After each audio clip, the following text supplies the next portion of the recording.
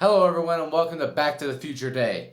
What this is, it's October 21st, 2015. This will never come again. I'm recording this now, but you're probably going to see it on October 22nd, mainly because of upload time. But never mind, I'm recording it at the right time.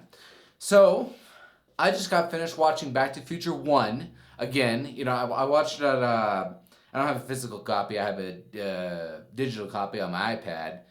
And I was watching that while my video uploaded for the Batman playthrough. If you haven't seen that, go ahead, check it out. I'm just gonna talk about my experience with the film. And I have to say right off the bat, Back to the Future Parts 1, 2, and 3 are my absolute favorite films of all time. The end. And to be honest, this day almost slipped by me. It almost slipped by me. This morning I got a post on Google Plus saying, "Hey, happy Back to the Future Day," and all that. And I'm like, holy crap, it is! And so I started panicking, going, I have to download all the films. I've had shitty internet all day, so it took about 3 hours to download all the films off of iTunes. And I just got done seeing the first one to refresh my memory, and I remember them pretty damn well now because I got all that stuck in my head again. So I'm just going to talk about all three of the films back to back, like how the films were filmed. I'm going to geek out a lot in this film, in this episode, so be prepared for that. Back to the Future 1, oh my god, the first time I saw that, I was at my grandma Parker's house. She had this living room with a very high set-up television, so you had to sit in these great big ancient, had to be from 1920-something, armchairs made of leather. So your arms were up here. I was little then, so I think might have been 5 or 6. So I was little, we're like this, and we're looking at the TV going, oh my god, television! So this is what it's like. We didn't have cable growing up, so when I actually go into my grandma Parker's house, I was like, Nickelodeon! My god! So,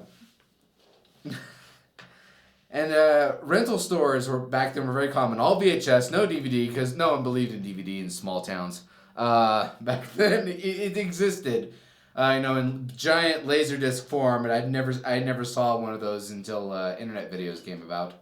So, what we did is that we went to a rental store, and I saw this film, this movie sitting there on the shelf, a little little styrofoam filled VHS box of Back to the Future with Michael J. Fox as Marty McFly on it, looking at his watch going, holy shit, and so forth. And I thought to myself, wow, Mom! I turned to her and I say, can I rent that? She looks in the back of the box and says, oh, PG, perfect for children. That's where I first heard the word shit for the first time, by the way, and I use it none of the time now, which is great fucking news for me. And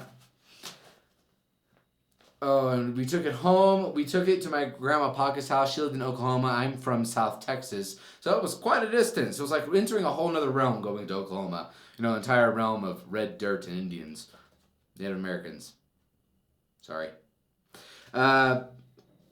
Anyway, so we put it on, and my mom leaves the room because, she wants to do something else. I think she wanted to read. And so me and my brother were just left in the armchairs going,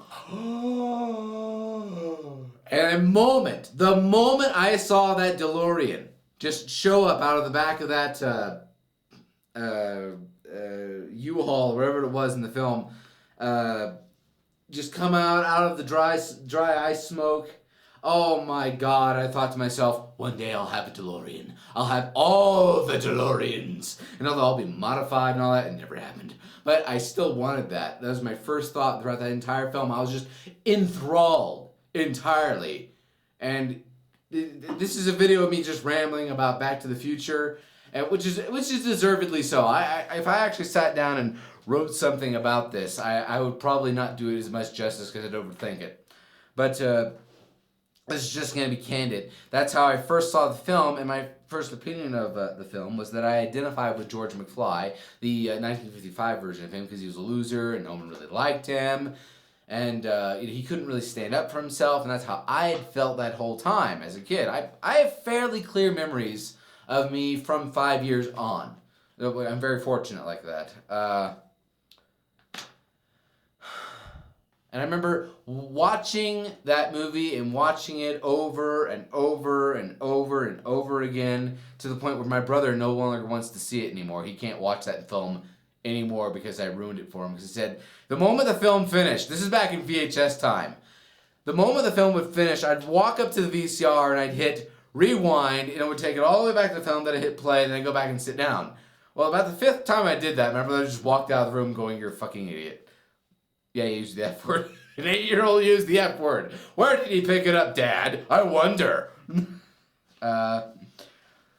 Anyway, I was raised by an older generation. My parents are the age of most of your grandparents. So I was raised by an older generation. I got most of the jokes in the film about the past because the life preserver and Davy Crockett and all that stuff. I grew up listening to all that stuff, that time period, the 50s. And my grandma Paca did stay in the room to watch it with me. She had Alzheimer's. She would forget the film the moment we watched it. So it was a new experience the first time, and I noticed she would laugh at the same things every single time. And actually, this is just depressing. Anyway, I got most of those jokes because I was raised by that generation. So I had a different perspective than most people watching that film. I got the portable TV and the life preserver joke very, very quickly. Sorry, I'm thinking about my grandma Paca. She was she was almost 100 years old when she died, my grandma Paca. And she still watched movies with me. She remembers when movies first came out in theaters. I mean, I don't mean movies just a specific movie. I mean when movies started happening in theaters. She remembered that. I remember that old house. You know, this film has a very special root for me in that house, my grandma Paca's house, which was like a time portal to the 1920s. It was the most oddly shaped house I could think of. There was a doggy door that I would go in and out of, you know, like a dog, and my brother would feed me dog treats and I'd eat them because I didn't know any better. And when I first saw the first film, I thought, wow, that was a great movie, and I love how that had that cliffhanger ending. And then I learned there were sequels. That blew my little fucking mind. That there were sequels to this film. All of them shot in continuity with one another. Sorry, I'm really having a fan moment here. So the next day, that all happened on one day. Watch a movie 10 times. 10 times over again, I hit my head. Over again on the same day. I really annoy my parents when I do that, because I'm the sort of person who can just sit down and watch a movie over and over and over and over and over and not bother me at all. Which is, I have a lot of films memorized, sort of. I have a terrible memory in general, but for the most part, when I start sitting down, I can start lip syncing the films. Especially Back to the Future. So we went back to the rental store and we got Back to the Future 2. Got back, watched that. Immediately wanted a hoverboard. And I turned to my mom and says, "Can I get a hoverboard? Can I just have a hoverboard, Mama?" He says, "Well, son, they don't exist and you're being stupid." Oh, damn it. And that was the first time I got in trouble for using the word damn it. So Back to the Future, I associate with saying the word damn it and getting shoved into the corner with soap in my mouth. Which is odd to call that a pleasant memory, but either way, that film blew my mind even more. And of all the Back to the Future parts, I have to say 2 is my most enjoyed one. I'm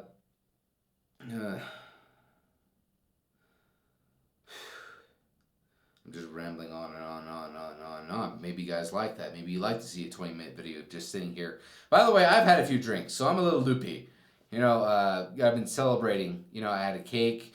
I tried to make the jailbird Joey thing with pipe icing, but it didn't work out so well, and just looked like tar melting on top of it because I forgot to let the cake cool, so just melted to that. Oh, come home, Uncle from Christmas, and so forth. Anyway, then I learned there was an Old West. Back to the Future 3, where they go back in time to the Old West, and that was amazing. It was amazing for me because I was used to watching listening to Lone Ranger tapes of if you don't know what cassette tapes were, they were like very, very primitive CDs. And if you don't know what CDs are, they're like very, very primitive digital downloads. And if you don't know what digital downloads, if you're watching this film in the future, this video in the future, and if you don't know what a digital download is, when they just have telekinetic cerebral downloads into your brain, that was a very, very primitive version of a cerebral synthetic download into your brain. I'm just rambling on and on. I hope the camera can keep up because there's a big box around my face. Hello. Oh my goodness, I'm having such a great time watching these films. I'm going to go exit right now. Well, not right now, in a few seconds, but I'm going to go watch the other two films. Then I'm going to come back, and if you have not seen the Back to the Future movie, and it is one movie, it's just different parts, like Kill Bill, go out and see them. They're available on iTunes for $21.99 for 3 films, which is a pretty good deal. In standard definition. For HD, it's $30. If you go to a Walmart or Best Buy, they have them on sale right now. I know that because I just looked it up on their websites. You can go out and get it. And if you have an Android, I think it's on Vimo. If anyone has Vimo, you can go out and you can go on your little Droid device. I don't have a Droid, but oh god, my fungus is bad. No, I mean nothing there at all. Not an infection. It's not a blood infection or anything. I'm not sick. I'm not terminally sick or anything. I'm not terminally sick. No, I'm not. My genetic father was, but that's a whole other story. I wrote notes, just so I wouldn't ramble on and on like I'm doing now.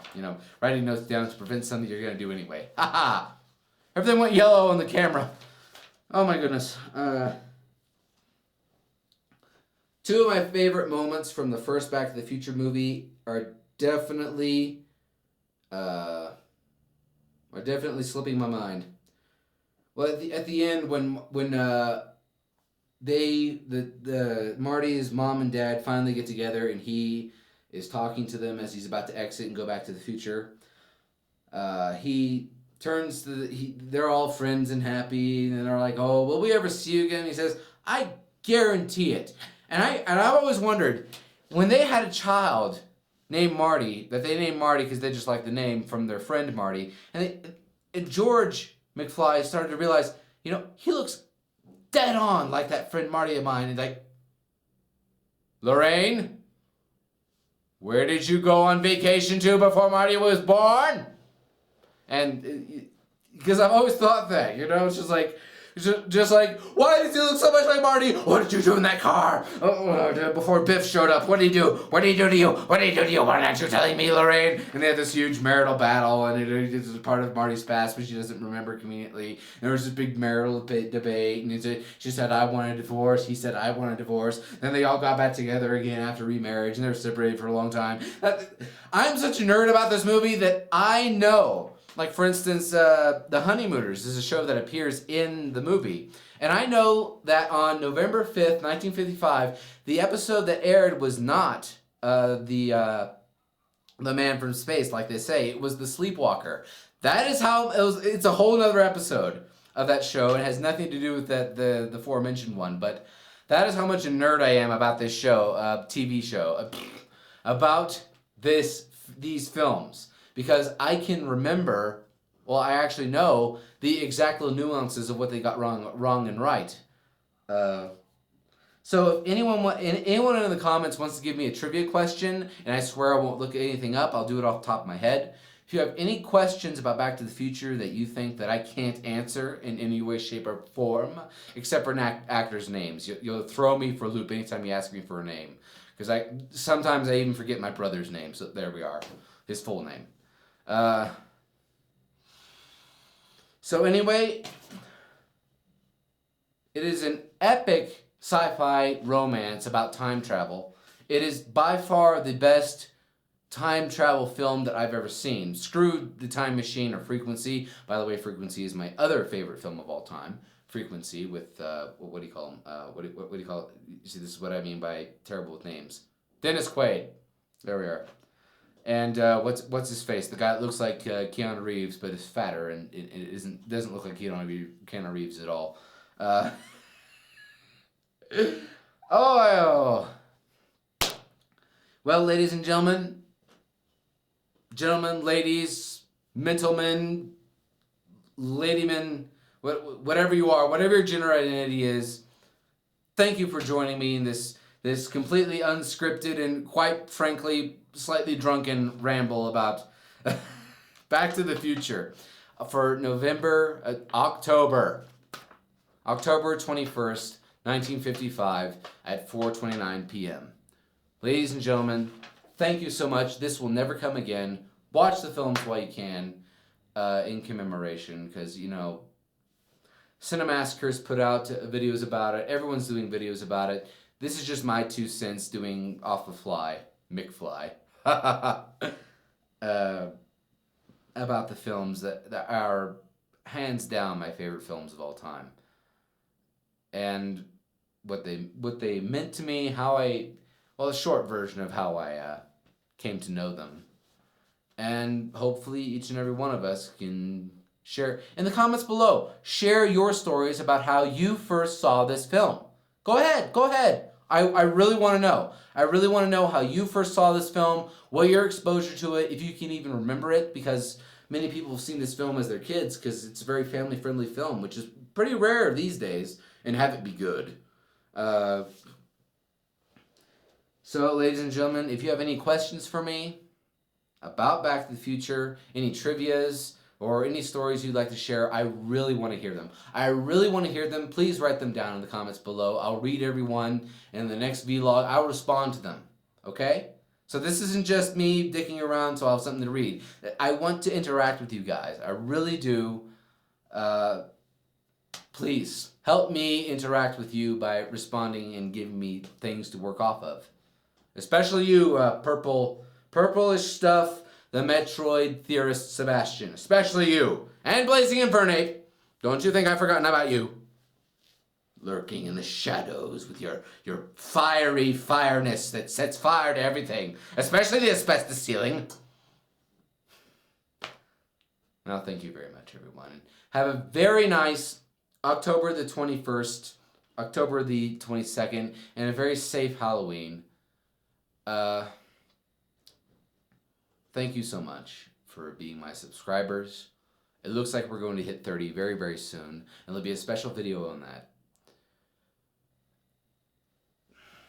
The fact that I even have 1 subscriber is very shocking and touching to me. But 28 of you guys watching my film, my videos, means so much to me, and I want to be your friend as you are my friends in turn.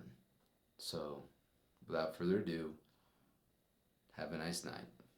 And watch Batman Arkham City, because I'm playing it on the hardest difficulty. There might be a link in the description down below. It depends on how lucid I am when I upload this. Good night.